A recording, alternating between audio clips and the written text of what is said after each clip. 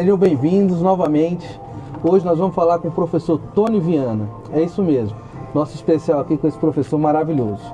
Nós estamos aqui mais uma vez em Brasília, no restaurante Rio Botequim, em Águas Claras, tá? Excelente ambiente, comida bacana demais para quem mora aqui em Brasília. E quem é de fora, né, vai conhecer um pouquinho da culinária de Brasília. Mas vamos lá, não esqueçam de entrar aí no canal, de acessar, de se inscrever, de também o sininho, né? Já ia esquecendo, hein? De ativar o sininho para quando tiver vídeos novos poder aparecer para vocês, tá bom? Vamos lá, Tony Viana, uma pergunta direta para você. Como que você prepara os alunos para os desafios práticos do dia a dia dessa área de concurso? Antes de mais nada, eu quero agradecer o convite, Cristiano, por estar aqui com você e por poder falar sobre concurso. A forma mais incisiva e assertiva de preparar um aluno é mostrar para ele o quão importante é ser servidor. Eu costumo dizer em sala de aula que o aluno ele está se preparando para servir alguém. Então, quando ele entende o grau de importância que é servir, ele entende também a responsabilidade que está enganjado nisso. Então, o que traz a questão desafiadora para o aluno é: estou preparado para servir, para fazer parte de um processo como um todo? É isso que eu costumo buscar no aluno, o grau de responsabilidade que é se tornar um servidor público. Que ele vai ter que ter lá no dia a dia, né? Exatamente, é sobre isso que eu costumo buscar em sala de aula. Maravilha. E sobre essa tua rotina, esse teu caminhar como professor, você teria alguma situação assim desafiadora que você teve com o aluno? Eu tive várias, mas uma em particular me chamou muita atenção. Uma aluna tinha acabado de sair de um esgotamento profissional chamado burnout na área privada, e ela estava desanimada com a vida por conta disso. E aí ela resolveu estudar para concurso, só que ela vinha desse desânimo, de um quadro depressivo. Pois bem, quando acabou a aula, ela chegou para mim e falou assim: professor, eu acho que eu não vou dar conta de também se tornar servidora pública, eu tô cansada, tô esgotada. E aí eu falei para ela, não desanime, muitos precisam de você. E aí eu fiz uma pergunta simples, perguntei: dentre as questões profissionais, dentro da sua graduação, existe alguma coisa a mais que você gosta de fazer? E ela me confessou o seguinte, Cristiano, que ela havia aprendido Libras, a segunda língua brasileira, e que ela gostava muito, né, de trabalhar com Libras. E eu falei para ela: passa no concurso.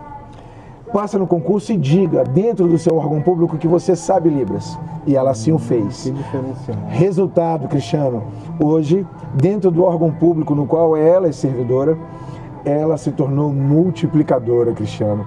Então ela passa o ensinamento de aprender a linguagem de Libras para outros colegas de trabalho. E detalhe, o órgão público no qual ela passou tem em todas as capitais brasileiras, é um banco público. Sim.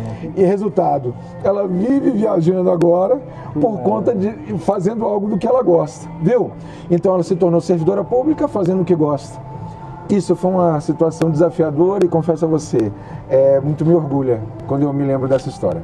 Que interessante esse depoimento, né? É muito vivo. Sim, sem dúvida. E em cima dessa pergunta que eu lhe fiz, como é que você pretende manter os alunos motivados? Eu já vi que nessa que você respondeu é muito parecida, né? Mas eu imagino que você tem algo a mais a acrescentar. Eu costumo dizer o seguinte, em sala de aula: precisa fazer sentido. Não basta apenas o aluno aprender a matéria, decorar e pronto, estou preparado para a prova. Não, aquele assunto no qual eu trato com ele precisa fazer sentido. Vou dar um exemplo para você, Cristiano. Uma das matérias que eu falo é sobre motivação, por exemplo. E a motivação no trabalho é quando todos nós somos reconhecidos, não importa no que, seja através de um elogio, de uma promoção, de uma remuneração justa. Sim. Se somos reconhecidos no trabalho, estamos motivados. E quando o aluno entende que isso faz sentido na cabeça dele, ser reconhecido me motiva. E a motivação vem, motivo que me leva à ação. Percebe? É um conjunto. E se eu sou reconhecido, eu trabalho melhor, e se eu trabalho melhor, o resultado para com o meu público, para com o público brasileiro, é o quê? Bons serviços. Por isso que eu falo para você, viu? Precisa fazer sentido. Altamente é sobre isso. seguindo, né? São 5, como a gente bem fala. Aqui são 10 minutos de prosa, tá? Então vamos lá. Sobre a estratégia pedagógica ou didática inovadora, o que você usaria nas suas aulas? Vamos lá. Eu costumo mostrar para o aluno o que a determinada banca cobra ou qual é a linha de raciocínio. Eu poderia citar para você aqui algumas bancas, mas vamos colocar 2 para servir como parâmetro. As bancas mais em evidência no Brasil são Sesgran Rio, Sebrasp e também temos a FGV, Fundação Getúlio Vargas.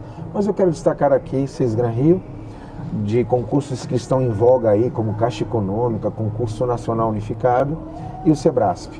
São bancas distintas, aonde se eu entender como determinada banca cobra determinado assunto, eu preparo o aluno. Então a questão inovadora vem daí. Eu mostro para o aluno como determinada banca cobra aquele assunto.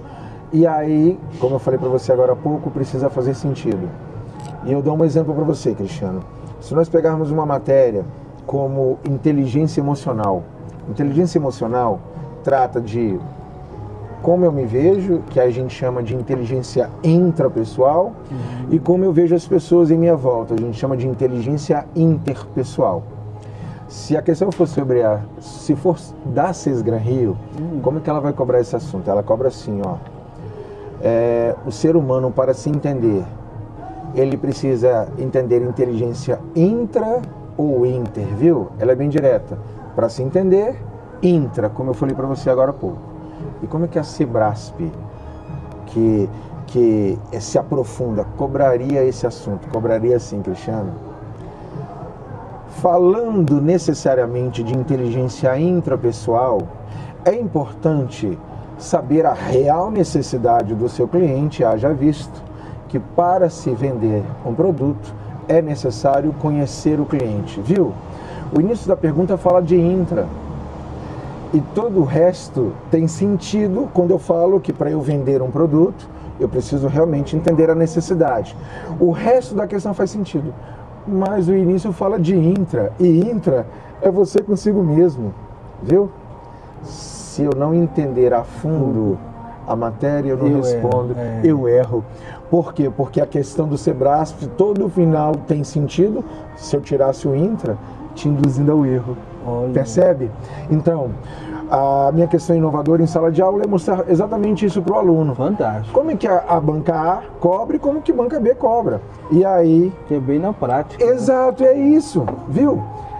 São esses pormenores, são essas técnicas que a gente utiliza, que faz o aluno, quando acaba uma aula minha, por exemplo, ele fala assim, opa, fez sentido. É sobre isso. Maravilha.